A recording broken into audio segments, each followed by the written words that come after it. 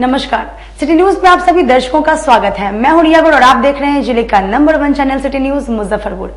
खबरों की ओर बढ़ने से पहले आइए एक नजर डाल लेते हैं आज की सुर्खियों पर।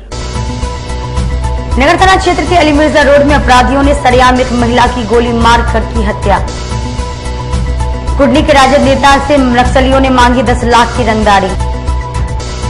और अय्यापुर थाना क्षेत्र के जमालाबाद में अपराधियों ने सीएसपी संचालक से हथियार के बल पर 1,90,000 रुपए लूटे। तो ये थी आज की सुर्खियां, अब खबरें विस्तार से। नगर थाना क्षेत्र के अली मिर्जा रोड में सरेआम अपराधियों ने एक महिला की गोली मारकर हत्या कर दी। मुजफ्फरपुर नगर थाना क्षेत्र के चंदवाड़ा अली मिर्जा रोड में मंगलवार की देर रात बेखौफ बाइक सवार अपराधियों ने करीब 35 वर्षीय संजीदा बेगम की बीच सड़क पर गोली मारकर हत्या कर दी। पूरी वारदात सीसीटीवी कैमरे में कैद हो गई है। घटना करीब 10 बजे की है, जब संजीदा पक्की सराय रोड से स्थित करार मियां की बाड़ी से फिजियोथेरेपी करवाकर अपने घर पैदल ही लौट रही थी। उसी समय एक बाइक सवार उसका पीछा करते हुए उसके संजीदा के घर के पास अपना बाइक खड़ा कर दिया। वहीं उसका दूसरा साथी हेलमेट पहने पीछे से आकर संजीदा के सर में गोली सटाकर गोली मार दी, जिससे उसकी मौके पर ही मौत हो गई। गोली का आवाज आया है तो नीचे बालकोनी में तो देखे कि बेटा हमारा गिरा है। एगो कौन दो लड़का चला जा रहा था, कहे किसको गोली मार के भाग गया। अरे बाप, आपकी कौन लगती है वो? मेरी बहू। बेटा बेटा। कितना गोली लगा है? हम नहीं देखे गोली मारा, सोचे गोली का आवाज आया है। कहाँ ले गया है लोग उसे? पुलिस आई थी क्या? आया है। क्या नाम है जिनको गोली लगा है? संजीदा खातून। आप कौन है उनकी? अरे मेरा बेटा है, उसकी माँ है। कहाँ? यहीं पर अली मिर्जा रोड में घर है। हाँ, हॉस्पिटल किराया में है। मेरा बेटा है, हमारा बेटा है, हम उसकी मतारी हन। हमारा बेटा है, जोर है बेटा, अच्छी हो जाएंगी भाभी। जोर है बेटा, तू बेटा ना रहे, बेटा रहे। संजीदा पिछले 8 सालों से अली मिर्जा रोड में स्थित एक किराए के मकान में रह रही थी। उसका पति मोहम्मद सुहैन कई वर्षों से दुबई के आबू धाबी में काम करते थे। जिस जगह पर यह घटना हुई उसके चंद कदमों की दूरी पर ही संजीदा का घर है, जहां वह किराए के मकान में रहती है। नस की बीमारी के कारण वह रोज फिजियोथेरेपिस्ट के पास फिजियोथेरेपी के लिए जाती थी। इस बात की जानकारी अपराधियों को पहले से ही थी। घर पर थे जेल चौक, तो हमारे भतीजे का पटना से फोन आया कि चाचा आप कहाँ हैं? हमने कहा मुजफ्फरपुर में। मुजफ्फरपुर में है तो आप जल्दी दौड़ के जाइए, जल्दी दौड़िए, संजीदा के साथ कुछ हुआ है। संजीदा जो भतीजी हुई, मैं क्या हुआ है? साथ गोली चली है, जल्दी जाइए। बस हम गाड़ी घर से स्कूटी निकाले आए तो यहाँ सारा ये मंदिर देख रहे हैं। कितने साल से यहाँ रहती थी? शादी हुई थी उसके बाद वो यहीं किराए के मकान में रहती है। 2014 में शादी हुई थी। शादी याद नहीं है, लेकिन यहीं पे रहती शादी के बाद। शादी मोतिहारी हुआ था। अच्छा, लेकिन 2014 में शादी हुई। 14 में हम सन याद नहीं है। पहले से भी कोई विवाद? पहले से कोई विवाद? सब कुछ है, ये नहीं है। वो लड़की पति कहाँ रहते थे इनके? पति दुबई रहते हैं। कितने साल से? शादी जब हम लोग किया तब भी सऊदी थे, दुबई थे। पहले से किसी से कोई झंझट भी था? ऐसा कुछ नहीं है। आज क्या इनके फादर का इंतकाल हुआ, उस दिन भी बेटी से मुलाकात हुआ भतीजी से, तो उसको फिजियोथेरेपी के लिए हम ले जाके वहाँ छोड़ा है। तबीयत उसकी खराब थी उस दिन भी मुलाकात उन्हीं का फिजियोथेरेपी होता? हाँ, वो डेली कराती थी जाके। तो इनके यहाँ वो थी, तो बोली चाचा हम चल नहीं पाएंगे, तो चल के पहुँचा दीजिएगा हमें। चलो, उसको ले जाके हम फिजियोथेरेपी में छोड़ा है। वो अफजाल साहब है ना, हाँ, उन्हीं किया। फिर वहाँ से चली जाती थी। आज शाम में क्या हुआ है? भतीजी लगती है। आज के बारे में कहा तो कि बस अभी तुरंत पटना से फोन आया, हम लोग अपने घर में हैं जेल चौक, तो भतीजा फोन किया कि चाचा कहाँ है? मुजफ्फरपुर में है। हाँ, मुजफ्फरपुर में। तो दौड़ के जाइए, भागिए संजीदा के घर में। क्या हुआ है? तो संजीदा को कोई गोली मार दिया है, बस इतना। वो भी बोली है कि बोला है हम अपना गाड़ी लेके भागे यहाँ पर। घटना की जानकारी मिलते ही city SP Arvind Pratap Singh, town ASP Awadhesh Dixit, नगर थानाध्यक्ष विजय कुमार सिंह व सिकंदरपुर ओपी प्रभारी देवव्रत कुमार दल बल के साथ पहुंचे। सिटी एसपी अरविंद प्रताप सिंह और एएसपी अवधेश दीक्षित की घटना परिजनों और स्थानीय लोगों से पूछताछ की। पूछताछ के बाद एएसपी अवधेश दीक्षित ने बताया कि साजिश के तहत हत्या की गई है, क्योंकि अपराधियों ने महिला से कोई लूटपाट नहीं की है। अपराधियों की गिरफ्तारी के लिए मोहल्ले में लगे सीसीटीवी कैमरे को खंगाला जा रहा है। एक महिला जो बनारस बैंक चौक के पास में ही अली मिर्जा रोड है, यहाँ की रहने वाली है। यहाँ पे पिछले कई सालों से किराए से मकान से रह रही है। इनका ये आज शाम को 7:30-8 बजे के आसपास में इनके पास में एक फिजियोथेरेपिस्ट है, उससे अपना सेशन लेके आ रही थी। उसी क्रम में पीछे से एक आदमी जो हेलमेट पहना हुआ था वो आया है और पीछे से उसको गोली मारा है। गोली मार के अपना एक साथी जो उसका आगे गाड़ी लगा के खड़ा हुआ था उसी के साथ में भागा है। मोटिव पता चला है? मोटिव अभी तक क्लियर नहीं है, लेकिन इतना श्योर है कि अभी तक जो समझ में आ रहा है उससे कि प्री प्लान तरीके से चीज की। कहाँ पर इंजरी है सर? गन का इंजरी कहाँ पर है? गोली का इंजरी इनका पीछे सर में है। प्लान करके सर मारा गया है। हाँ, अभी तक प्राइमा फेसी वही लग रहा है कि सीसीटीवी बाकी हम लोग इसका खंगाल रहे हैं तो उसे और क्लियर हो पाएगा। महिला का सर क्या पहचान हुई है और कहाँ की रहने वाली? एक संजीता प्रवीण महिला है जिनका घर वैशाली में है और ये यहाँ पे काफी टाइम से किराए पे रह रही है और अभी तक इंक्वायरी में आया कि इनके पति अबू धाबी में काम करते हैं। क्राइम किन पर सर? अभी तक एक गोली हमको लगाई, एक गोली लगाया, बाकी पोस्टमार्टम में चीजें क्लियर हो गई। क्राइम किन से कुछ खोखा वगैरह मिले हैं? अभी खोखा बरामद नहीं है। हमें लग रहा है अभी शायद 2 अपराधी हैं, बाकी अभी आगे की और क्लियर हो पाएगा सीसीटीवी फुटेज के। कुंडली के राजद नेता से नक्सलियों ने 10 लाख रुपए की रंगदारी मांगी। मुजफ्फरपुर में आरजेडी नेता से नक्सली ने मांगी 10 लाख की रंगदारी।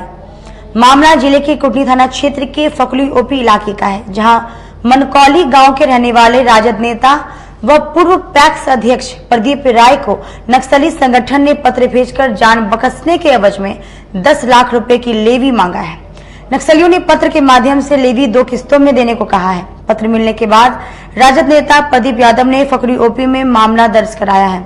मामले के संबंध में आरजेडी नेता प्रदीप यादव ने बताया कि देर रात नक्सली मेरे घर के खिड़की पर एक पत्र छोड़कर गए, जिसमें मेरे जान बख्शने के एवज में 10 लाख रुपए की किस्तों में देने का फरमान भेजा है। प्रदीप यादव ने दरवाजे पर नक्सलियों द्वारा फायरिंग करने का आरोप लगाया है। प्रदीप राय ने बताया कि नक्सलियों के इस करतूत से उसका पूरा परिवार दहशत में है। प्रदीप यादव ने यह भी बताया कि 10 साल पहले 24 जून 2013 को उसके घर पर नक्सली संगठन ने हमला किया था, जिसमें उनके पुत्र और भाई की हत्या कर दी गई थी। उस समय ग्रामीणों के जुटने और पुलिस के पहुंचने के कारण प्रदीप राय बच गए थे। बुधवार को राजद नेता ने एसएसपी राकेश कुमार से मिलकर इस घटना से अवगत कराते हुए सुरक्षा की गुहार लगाई है।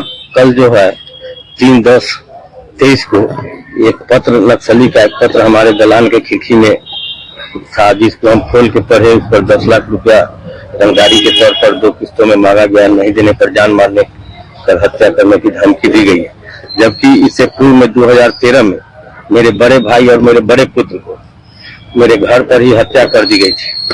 उसके बाद से लगातार 2018 में भी हमारे यहाँ गोली चली है। कई बार घटना घटा है, लगातार घटना घट रही है। हम और मेरा पूरा परिवार दहशत में है। समय हम लोग काफी तनाव में चल रहे हैं। क्या कहा गया लेटर के माध्यम से? लेटर अब क्यों मांगा जा रहा है मुझे जानकारी नहीं है।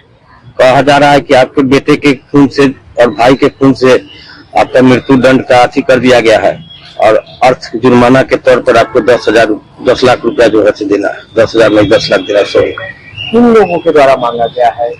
किन लोगों के द्वारा मांगा गया है वो तो हम नहीं बता सकते हैं, क्योंकि हमने देखा नहीं। रात्रि में किसी ने पत्र मेरे दलान के खिड़की में रख। नक्सली के द्वारा कहा? नक्सली के द्वारा। अच्छा, क्या विवाद हुआ था आज से 10 साल पहले? जो अब क्या विवाद तो कोई हम पूछते नहीं। हाँ, कल ये मामला संज्ञान में आया है, जिसमें कि फकुली के एक आदमी से लगभग 10 लाख रुपए की मांग की गई है। जिस मामले के संज्ञान में आते के साथ त्वरित कार्रवाई करते हुए हम लोगों ने उसमें एफआईआर भी रजिस्टर कर लिया है और उसमें हमें जो कुछ डिटेल्स मिले उस पर हम लोग काम कर रहे हैं और तुरंत जल्द से जल्द इसका हम लोग उद्भेदन कर लेंगे। ऐसा संज्ञान में तो आया है कि ऐसा कहा जा रहा है, बट कोई हमें ऐसा कोई प्रूफ नहीं मिला है और किसी का ऐसा कोई नाम नहीं आया है। बस एक गुमनाम खत है, तो उस पर हम लोग कार्रवाई कर रहे हैं, लेकिन एफआईआर कर लिया गया और जल्द से जल्द इसका उद्भेदन कर लेंगे। आरजेडी के नेता बताया जा रहा है? हाँ, वो भी हैं वहीं पे हैं, बट बेसिकली फकली के रहने वाले हैं। उनके परिवार में पहले भी जो हत्याएं हो चुकी हैं? उस मामले से इस मामले का अभी तक तो कुछ ऐसा नहीं निकल के आया, बट ऐसा कुछ होगा तो हम लोग उस पर भी काम कर रहे हैं। अली मिर्जा रोड में हुई महिला हत्याकांड मामले में पुलिस ने जांच के लिए टीम गठित की। मंगलवार की देर रात नगर थाना क्षेत्र के चंदवारा अली मिर्जा रोड में हुई संजीदा बेगम की हत्याकांड मामले में पुलिस ने टीम गठित कर विभिन्न इलाके में सीसीटीवी फुटेज के आधार पर छापेमारी कर रही है। नगर थाने की पुलिस पूर्व में हुए कांड को भी खंगाल रही है। वहीं टाउन एएसपी अवधेश दीक्षित ने बताया कि हत्याकांड मामले में टीम का गठन कर लिया गया है। पुलिस सीसीटीवी फुटेज को खंगाल रही है, जिसमें रैकी करने वाले किस दिशा में भागे हैं, साथ ही परिवार के सदस्यों से भी पूछताछ कर रही है। जल्दी अपराधी की गिरफ्तारी की जाएगी। उसमें टीम का गठन किया गया है और अलग अलग जगह से आज दिन भर टीम बैठ करके हम लोग की सीसीटीवी पूरे रास्ते का, अप्रोच रोड का और भागने के रास्ते का सीसीटीवी निकाला है। उसमें कुछ कुछ चीजें आई हैं कि कितना आदमी रेकी किया है, कहाँ गया है, कैसे गया है, उस पर काम किया गया है। और फैमिली मेंबर से भी अभी बात की जा रही है, क्योंकि कुछ फैमिली मेंबर उनके बाहर थे तो उनसे भी अभी बात की जा रही है। उनके पति सर बाहर से आए, विदेश से थे। हाँ, तो उनसे भी अभी पूछताछ की जाएगी। तो मोटिव पता चल पाया सर इसका हत्या करने का? अभी तक मोटिव क्लियर नहीं हुआ है, फैमिली से बात करके क्लियर हो पाएगा। यौन शोषण का आरोप लगाते हुए एक युवती ने काटी के सीईओ और कर्मचारियों के खिलाफ मुजफ्फरपुर न्यायालय में परिवाद दायर किया। जिले की एक 22 वर्षीय युवती को नौकरी का झांसा देकर जबरन उसके साथ यौन संबंध बनाने का मामला सामने आया है। इसको लेकर के युवती ने मुजफ्फरपुर अपर मुख्य न्यायिक दंडाधिकारी प्रथम पश्चिमी के कोर्ट में कांटी के सीईओ राजशेखर, उतरनी कर्मचारी मुमताज और जितेंद्र के खिलाफ गैंगरेप का आरोप लगाते हुए एक मुकदमा दर्ज कराया गया है। इसमें आरोप लगाया गया है कि नौकरी का झांसा देकर 8 अगस्त को अंचल कार्यालय में बुलाकर जबरन उसके साथ यौन संबंध बनाया गया है और उसके बाद नौकरी देने से मना कर दिया। मामले की जानकारी देते हुए पीड़ित के अधिवक्ता सुधीर कुमार ओझा ने बताया कि यौन संबंध बनाने के बाद नौकरी देने से भी युवती को मना कर दिया गया है। इसके बाद उसकी शिकायत करने पर जब युवती थाने पहुंची तो वहां से उसे डांट फटकार कर भगा दिया गया। इसके बाद मजबूर होकर युवती ने कोर्ट में केस कर दिया। इसकी जानकारी संबंधित थाने और एसएसपी को डाक के माध्यम से भेज दी गई है। कोर्ट में मामले को काफी गंभीरता से लिया और इसकी सुनवाई की तारीख 10 अक्टूबर को मुकर्रर की है। 8/8/23 को सीओ राजशेखर काटी के, मुमताज अटर्नी, जितेंद्र कुमार अटर्नी नौकरी के प्रबंध में बुलाकर लगातार हमें बुलाते रहे और नौकरी देने के प्रबंध में मेरे साथ गलत कार्य किए। उसके बाद उन्होंने मुझे घर पे भी बुलाया। आज माननीय अपर मुख्य न्यायिक अधिकारी प्रथम पश्चिमी की अदालत में शिखा कुमारी के द्वारा कांटी के सीओ राजशेखर, अटर्नी कर्मचारी मुमताज और जितेंद्र के विरुद्ध में गैंग रेप और बलात्कार के आरोप लगाते हुए एक मुकदमा दर्ज कराया गया है, जिसमें आरोप लगाया गया है कि 8/8/23 को इन लोगों के द्वारा अंचल कार्यालय में बुलाया गया और नौकरी का प्रलोभन दिया। अब प्रलोभन देकर के लगातार यौन शोषण करता रहा और अभी हाल फिलहाल में 3 तारीख को साफ नौकरी देने से इनकार कर गया और जबरदस्ती इन लोगों ने गलत कार्य किया है। थाना में जब पीड़िता गई तो थाना ने कोर्ट में केस करने को कहा। थाना में डाक के द्वारा भी और एसपी साहब को इसकी सूचना दी गई है, डाक से भेजा गया है और थाना में केस नहीं लेने के कारण न्यायालय में केस किया गया है। माननीय न्यायालय ने गंभीरता से लेते हुए 10 अक्टूबर की तिथि सुनवाई के लिए मुकर्रर। सिवाईपट्टी थाना क्षेत्र में एक युवक का तमंचे पर डिस्को का वीडियो सोशल मीडिया पर तेजी से वायरल हो रहा है। मुजफ्फरपुर में आए दिन तमंचे पर डिस्को का वीडियो सामने आते रहता है। ताजा मामला जिले के सिवाईपट्टी थाना क्षेत्र से आया है, जहां सिवाईपट्टी थाना क्षेत्र में ही एक बाइक सवार युवक का तमंचे पर डिस्को करते हुए वीडियो सोशल मीडिया पर तेजी से वायरल हो रहा है। वायरल वीडियो में साफ तौर पर देखा जा सकता है एक बाइक पर सवार 3 युवक में से एक युवक तमंचे पर डांस कर रहा है। हालांकि वीडियो की पुष्टि सिटी न्यूज नहीं करती है, लेकिन इस पूरे मामले को लेकर पूर्वी डीएसपी शहरियार अख्तर ने बताया कि वायरल वीडियो की जांच कर युवक की गिरफ्तारी के लिए छापेमारी की जा रही है। जल्द युवक की गिरफ्तारी की जाएगी। वायरल वीडियो एक कार्यक्रम का दिख रहा है, जिसमें ग्रामीण बड़ी संख्या में जा रहे हैं। इसी दौरान बाइक से 3 युवक हैं, जिसमें से एक युवक तमंचे पर डांस कर रहा है। आप लोग के द्वारा जो वीडियो दिखाया गया है, जो वायरल वीडियो है, वो वीडियो हम लोग को भी पहले से प्राप्त था और उस समय जैसे ही प्राप्त हुआ था तो छापेमारी कराई गई थी। जो लड़का दिख रहा है उसमें वो अंगद यादव है, जो हरसिर का रहने वाला है, सिवाईपट्टी थाना। छापेमारी कराई गई थी तो उस समय वो फरार पाया गया था। उसमें एक जो वीडियो है देखने से तो खिलौना टाइप का लग रहा है, लेकिन एक और जो उसमें वीडियो और फोटोग्राफ्स है, उसमें मैगज़ीन है, कुछ गोलियां हैं। तो उस तरह के चरित्र का वो लड़का है। हम लोग जो है छापेमारी कराए थे तो फरार है। आगे भी जो है जैसे मिलता है तो हम लोग उससे पूछताछ करेंगे। अगर उसने हथियार कहीं रखा है तो हम लोग बरामद करके अग्रतर कार्रवाई करेंगे। अंगद यादव जो है हरसेर। कोई मामला पहले नहीं है, थोड़ा छवि ठीक नहीं है उसका, गांव में कुछ शिकायत है। अभी कोई मामला तो दर्ज नहीं है पूर्व से, लेकिन शिकायत है उसकी जो है। आयकर विभाग द्वारा ई सत्यापन योजना संबंधित सेमिनार का आयोजन किया गया। सिकंदरपुर स्थित आयकर विभाग मुजफ्फरपुर द्वारा आयकर भवन के सम्मेलन कक्ष में निर्दिष्ट वित्तीय लेन देन विवरण की त्रुटि रहित फाइलिंग एवं ई सत्यापन योजना 2021 से संबंधित एक सेमिनार आउटरीच प्रोग्राम का आयोजन किया गया। इस कार्यक्रम में निर्दिष्ट वित्तीय लेन देन का विवरण दाखिल करने, एसटीएफ दाखिल करते समय त्रुटियों को दूर करते और ई सत्यापन योजना 2021 से संबंधित समस्याओं के समाधान हेतु एवं करदाताओं और रिपोर्टिंग संस्थानों की आपराधिक अन्वेषण पटना एवं अशोक प्रसाद आयकर अधिकारी मुजफ्फरपुर द्वारा जानकारी प्रदान की गई है। मुजफ्फरपुर आईटीओ आयकर ऑफिस में, आयकर दफ्तर में हम लोगों ने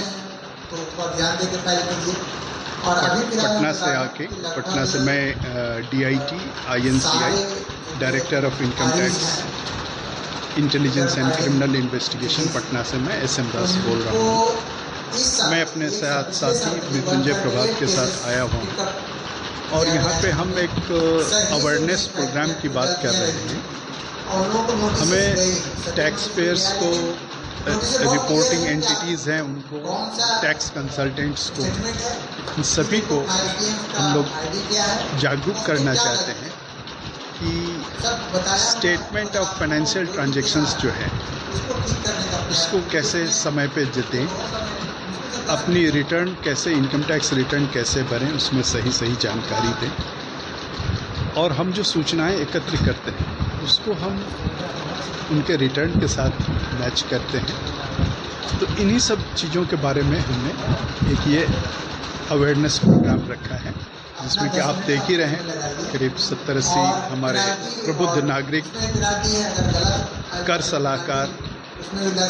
सदर थाना क्षेत्र के बीबीगंज आनंदपुरी मोहल्ले में चोरों ने एक घर को निशाना बनाते हुए चोरी की। सदर थाना क्षेत्र के बीबीगंज आनंदपुरी मोहल्ले में एक घर को निशाना बनाते हुए चोरों ने गहना व नकदी पर हाथ साफ किया। गृह स्वामी अनमोल वर्मा ने इसकी लिखित शिकायत सदर थाने के पुलिस को दी, जिसके बाद सदर थाने के पुलिस ने घटना स्थल पर पहुंचकर मामले की छानबीन में जुट गई है।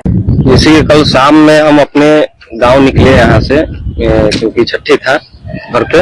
हम यहाँ से सब परिवार शाम में 6 बजे निकले गांव। कहाँ निकले गांव? मोतीपुर। और सुबह में 8 बजे यहाँ से सूचना मिली स्थानीय लोगों के द्वारा कि आपका ताला टूटा हुआ है और वीडियो कॉल पे दिखाया गया। और उस दौरान हम तुरंत वहां से अनंत फनन में निकले यहाँ, और यहाँ पे आए तो देखे कि पूरा घर में अलमारी पूरा तोड़ दिए हुआ है, गेट तोड़े हुआ है पूरा। 3 ताला लगा हुआ था, तीनों ताला तोड़ के, और अलमारी से 1,12,000 के लगभग 1,12,000 के आसपास आपको गहना था, सोना ही सब था। उसके बाद में 46,000 कैश था। वक्त तो चला छोटे से ब्रेक का लेते हैं, एक छोटा सा ब्रेक। तब तक आप बने रहिए हमारे साथ, देखते रहिए सिटी न्यूज मुजफ्फरपुर। अपने सपनों की आशिया को दे एक नई पहचान माँ भवानी डेकोर प्राइवेट लिमिटेड के साथ, जो है ऑथराइज्ड डिस्ट्रीब्यूटर ऑफ कजारिया। देश की मिट्टी से बनी टाइल से देश को बनाते हैं, और जहां मिलती है सभी प्रकार के Indian and imported granite, marble, sanitary एवं कोटा स्टोन का अनोखा एवं आकर्षक संग्रह। माँ भवानी डेकोर प्राइवेट लिमिटेड मतलब a complete floor solutions. New 0 mile Dadar road Muzaffarpur. Call 9934753111। जिले की शान बन चुकी बाबा लहठी अब लोगों की जरूरत बन चुकी है। अत्याधुनिक रेंज और भरोसे को समेटे हुए लोगों के लिए नई नई डिजाइनर लहठी उतारते रहते हैं। ऐश्वर्या राय बच्चन, सचिन तेंदुलकर की पत्नी से लेकर न जाने कितने सारे नामी हस्तियां इस लहठी के दीवाने हो चुके हैं। लोगों के साथ ने ही बाबा लहठी की पहचान देश से लेकर विदेश तक बनाई है। ऐसा साथ बनाए रखने के लिए आप लोगों का तहे दिल से धन्यवाद। उत्तर बिहार का पहला नीलकमल एक्सक्लूसिव शोरूम खुल गया है आपके अपने शहर में। नीलकमल इंडिया की फेवरेट फर्नीचर ब्रांड है। इस कंपनी के सभी रेंज एक ही छत के नीचे आपको मिलेंगी। होम फर्नीचर, ऑफिस फर्नीचर की सभी रेंज यहाँ उपलब्ध है। कंपनी का एक्सक्लूसिव शोरूम होने के कारण 40% तक की विशेष छूट मिल रही है। इसके अलावे 0% इंटरेस्ट के साथ बैंक से फाइनेंसिंग की भी सुविधा उपलब्ध है। तो देर मत कीजिए, एक बार हमारे यहाँ अवश्य पधारे। हमारा पता है Mithanpura, Narayanpur road, opposite Vaishali management college और हमारा मोबाइल नंबर है 9334900888 और हमारा दूसरा नंबर है 7004320580। यूए एसोसिएट नीलकमल का फर्नीचर शोरूम नारायणपुर से हट करके मिठनपुरा चौक के समीप क्लब रोड में हम लोगों ने अभी स्थापित किया है, जहां आपको होम फर्नीचर के, ऑफिस फर्नीचर के विस्तृत रेंज देखने को भव्य रूप से मिलेंगे। और हमारे पास मैट्रेस की भी एक बहुत अच्छी रेंज उपलब्ध है और साथ ही साथ हमारा लगन का भी काफी भारी डिस्काउंट ऑफर चल रहा है, जिसमें 40% तक की छूट दी जा रही है। और साथ में हमारे यहाँ फाइनेंस की भी सुविधा है, जिसमें आप बजाज से, HDFC से 0 डाउन पेमेंट पर भी सारी चीजें ले जा सकते हैं। तो आप लोगों से निवेदन है कि एक बार आकर के हमें सेवा का मौका। ब्रेक के बाद एक बार फिर से आप सभी का स्वागत है। आइए बढ़ते हैं अगली खबरों की ओर। ब्रह्मपुरा थाना की पुलिस ने चोरी के बाइक के साथ 3 शातिर चोरों को गिरफ्तार किया। ब्रह्मपुरा थाने की पुलिस ने एक बार फिर बाइक चोर गिरोह का भंडाफोड़ किया है। पुलिस ने चोरी के बाइक के साथ 3 शातिर चोर को गिरफ्तार किया है। पूरा मामला ब्रह्मपुरा थाने इलाके के चांदनी चौक की है, जहां मनियारी थाने क्षेत्र के एक व्यक्ति का बाइक चोरी कर एक शातिर चोर भाग गया, जिसके बाद पीड़ित ने ब्रह्मपुरा थाने को सूचना दी। पुलिस ने तुरंत एक्शन लिया और आसपास में लगे सीसीटीवी फुटेज को खंगालते हुए पुलिस ने कुछ दूरी पर जाकर चोरी के बाइक के साथ एक आरोपी को पुलिस ने गिरफ्तार कर लिया। उससे पूछताछ में पुलिस ने 2 और लोगों को गिरफ्तार किया, जिसके पास से चोरी की 3 बाइक भी बरामद की गई। पकड़े गए शातिर की पहचान काटी थाने के बारमदपुर निवासी विकास कुमार, इमामुद्दीन उर्फ बेचू और काटी दामोदरपुर के मोहम्मद इरफान के रूप में हुई है। वहीं इस गिरोह का सुनील कुमार, अनिल कुमार एवं मोहम्मद आसिफ पुलिस गिरफ्त से फरार है। ब्रह्मपुरा थानेदार मोहम्मद आलम ने बताया कि इन लोगों के द्वारा शहरी क्षेत्र से बाइक चुराकर मात्र 6000 में नेपाल बेच दिया जाता था। उन्होंने बताया कि गिरोह के अन्य शातिर की गिरफ्तारी के लिए छापेमारी की जा रही है। सूचना मिली कि चांदनी चौक पर कुछ संदिग्ध घूम रहे हैं। गश्ती गाड़ी भी वहां पहुंची थी और लोग भी वहां थे। तब तक के गाड़ी की चोरी करके भाग रहा था, तो लोगों द्वारा और मेरे पुलिस भी वहां पहुंची, पकड़ा गया 2 व्यक्ति, एक विकास कुमार जो बारमद का रहने वाला है कांटी थाना क्षेत्र का, और एक इरफान पकड़ा गया जो दामोदरपुर कांटी थाना क्षेत्र का रहने वाला है। फिर इन लोगों से पूछताछ की गई तो इन लोगों के द्वारा बताया गया कि मोहम्मद इमामुद्दीन उर्फ बेचू और ये भी बारमद कांटी का रहने वाला है, एक सुनील कुमार शाहबाजपुर अहियापुर थाना का रहने वाला है, और एक अनिल कुमार ये भी शाहपुर कांटी का रहने वाला है, और एक मोहम्मद आसिफ ये बारमदपुर कांटी का रहने वाला है। जिसमें ये मोहम्मद आसिफ जो है ये मोहम्मद इमामुद्दीन का लड़का है। तो बाकी लोग गाड़ी चुरा करके मोहम्मद इमामुद्दीन के यहाँ ला करके रखते थे, और मोहम्मद इमामुद्दीन और मोहम्मद आसिफ मिल करके इसको बाहर सप्लाई करते थे। बाहर कहाँ बेचता था? ये लोग बताया कि नेपाल में भेज देते थे। कितना रेट में बेचता था गाड़ी? ये यहाँ तो ये लोग जो चुरा करके ले जाते थे ये 6000 के करीब में बेच देता था, और वो ला करके करीब 12000 14000 में बेचता था। तो इसमें जो है वहाँ भी छापामारी किया गया, तो 2 गाड़ी वहाँ से बरामद हुआ। एक गाड़ी आपका TVS है और एक अपाची है, वहाँ से बरामद हुई है। यानी ये मोहम्मद इमामुद्दीन उर्फ बेचू के घर से बरामद हुआ, और बेचू भी पकड़े गए, इरफान भी पकड़ा गया और विकास भी पकड़ा गया, और तीन व्यक्ति पकड़े गए हैं, और 3 व्यक्ति जो हैं अभी घर से फरार हैं।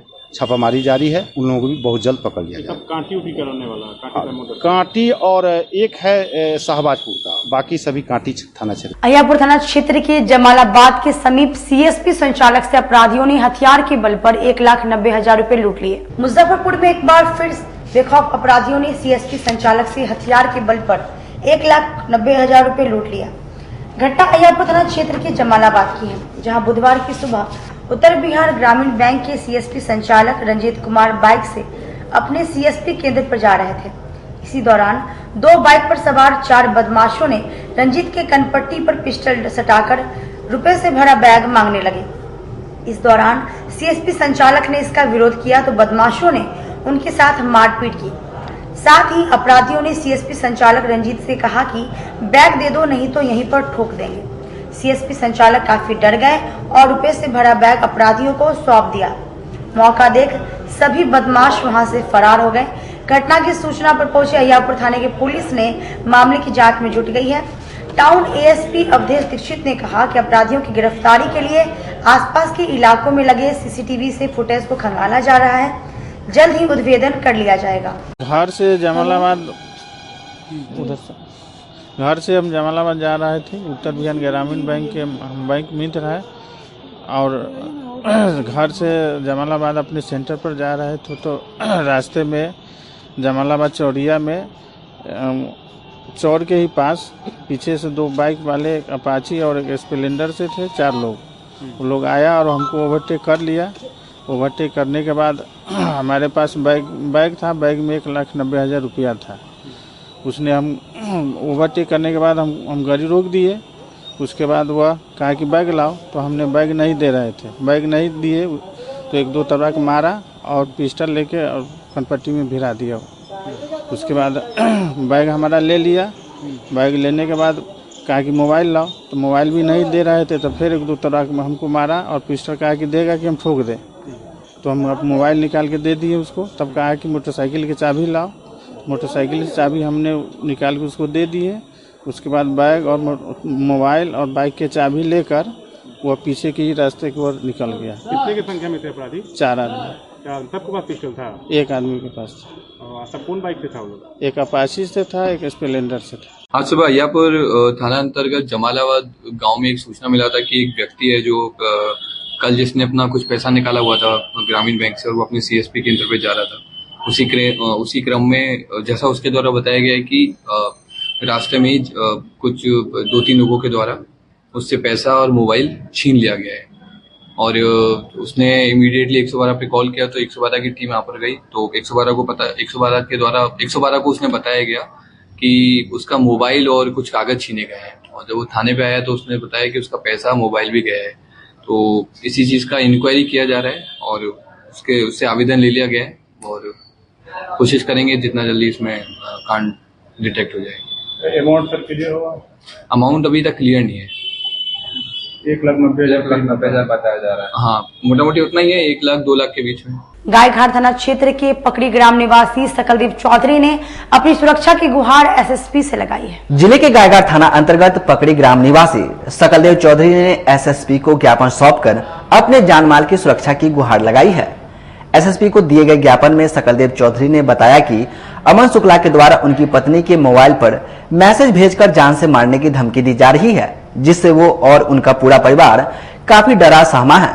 पूरे मामले पर सकलदेव चौधरी ने बताया कि अमन शुक्ला द्वारा अपनी दादी के झूठी मरने की खबर फैलाकर छुट्टी की गुहार लगाई गई थी, जिसका उन्होंने विरोध करते हुए सही जानकारी दी। उनकी दादी जीवित है, जिस वजह से उसकी छुट्टी कैंसिल हो गई। इसी से आक्रोशित होकर अमन शुक्ला द्वारा उन्हें और उनके पूरे परिवार को बार बार जान से मारने की धमकी दी जा रही है। इसलिए देखिए हमको मर्डर करने पर तुला हुआ है, जो मैंने इसमें से आपको मैसेज भेजता है, इसलिए हम आकर के एसपी साहब से भेज किए हैं। क्या कुछ मामला सर यही है कि जो हमको मारने की धमकी दे रहा है और बदमाश सबको जुटा रहा है और जुटा करके मोबाइल थ्रू और हमको चाह रहा है जैसे हम अपनी खींच करके मार दें। इसलिए हम एसपी साहब को खबर दिए हैं। इसका केस पहले से चालू है, 302 का मुडाला है। पहले मेरे लड़का को मार चुका है और हमको भी मारने के लिए। मारवाड़ी युवा मंच द्वारा बैंक रोड स्थित मध्य विद्यालय में बच्चों के बीच निबंध प्रतियोगिता का आयोजन किया गया। मारवाड़ी युवा मंच संस्कृति शाखा की ओर से स्वच्छता अभियान के तहत बुधवार को बैंक रोड स्थित राजकृत मध्य विद्यालय में कक्षा 6 से 8 तक के बच्चों के बीच निबंध प्रतियोगिता का आयोजन कराया गया, जिसमें बच्चों ने स्वच्छ भारत के ऊपर निबंध लिखा। इस प्रतियोगिता में लगभग 60 बच्चे ने हिस्सा लिया। प्रतियोगिता में प्रथम, द्वितीय और तृतीय स्थान पर आने वाले बच्चों को ट्रॉफी और मोमेंटो देकर के सम्मानित किया गया। वहीं बाकी बच्चों को सांत्वना पुरस्कार के रूप में ट्रॉफी वितरित की गई। 4 अक्टूबर 2023 को स्वच्छता अभियान के तहत मारवाड़ी युवा मंच मुजफ्फरपुर संस्कृति शाखा के द्वारा स्थानीय बैंक रोड स्थित राजकीय कृत मध्य विद्यालय में कक्षा 6 से 8 के बच्चों के बीच ऐसे कंपटीशन करवाया गया जिसमें स्वच्छ भारत पर बच्चों को निबंध लिखने के लिए कहा गया। इस प्रतियोगिता में लगभग 60 बच्चों ने हिस्सा लिया। सभी बच्चों को चॉकलेट दी गई। बाद में फर्स्ट, सेकेंड, थर्ड किए बच्चों को ट्रॉफी और साथ में उपहार भी दिए गए। सभी बच्चे काफी खुश। बिहार सरकार द्वारा जारी किए गए जातीय जनगणना पर राजद के राष्ट्रीय सचिव संजय ठाकुर ने कहा कि लोगों का इंतजार खत्म हुआ। बिहार में जातीय जनगणना का रिपोर्ट सार्वजनिक कर दिया गया है। इसके बाद सियासी हरकत काफी तेजी से हो रही है।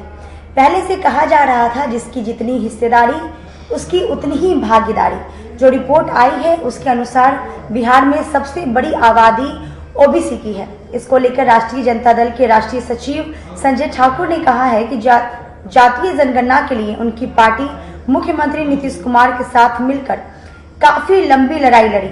उसी के बाद बिहार सरकार जातीय जनगणना करने में सफल हुई, लेकिन इसका हमें डर लग रहा है कि सामंतवादी विचार के लोग हैं जो इसका विरोध कर सकते हैं। उन्होंने कहा कि जातीय जनगणना पूरी ईमानदारी के साथ की गई है।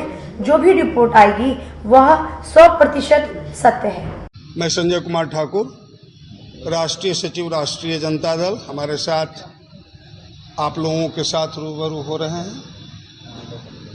महिला की प्रदेश महासचिव रेणु साहनी जी, जिला के प्रधान महासचिव राजकुमार ठाकुर जी, युवा नेता निशांत माधव जी। आज हम आप लोगों के साथ जो अभी